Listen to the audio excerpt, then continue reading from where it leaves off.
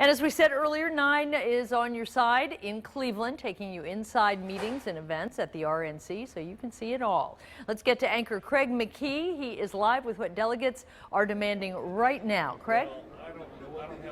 Hey, good evening to you, Carol. You know, a lot of excitement for the past hour here inside the queue in Cleveland. Behind me, you can see the delegates are starting to thin out. That's because this first session on this first day has just concluded. The evening session will begin later tonight, closer to 8 p.m.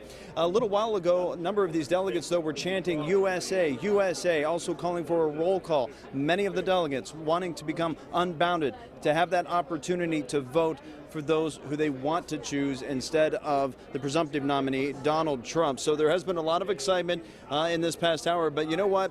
Talking about the Ohio delegates and their discussion today, well, they had their morning breakfast, and I have to say there was no mention at all about the presumptive nominee, Donald Trump. Instead, the 2-hour event spoke only about Ohio issues.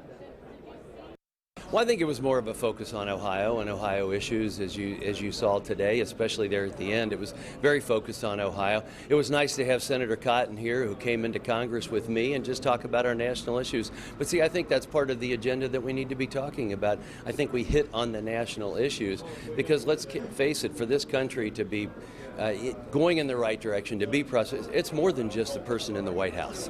And so I think that that's what you heard about today. Well, today wasn't without controversy, though. Trump's top campaign advisor, Paul Manafort, said that Governor John Kasich was embarrassing his home state, his words, by avoiding the convention. Well, not here at the Q, though. The governor is speaking at a number of delegate events throughout and around Cleveland. In fact, we've been to some of those tomorrow morning. He's actually going to be speaking to the Michigan delegates as well. There's another event in the afternoon, the early afternoon, over at the Rock and Roll Hall of Fame for Governor Kasich as well. So Governor Kasich very active here on the ground, obviously not part of anything here inside the Q.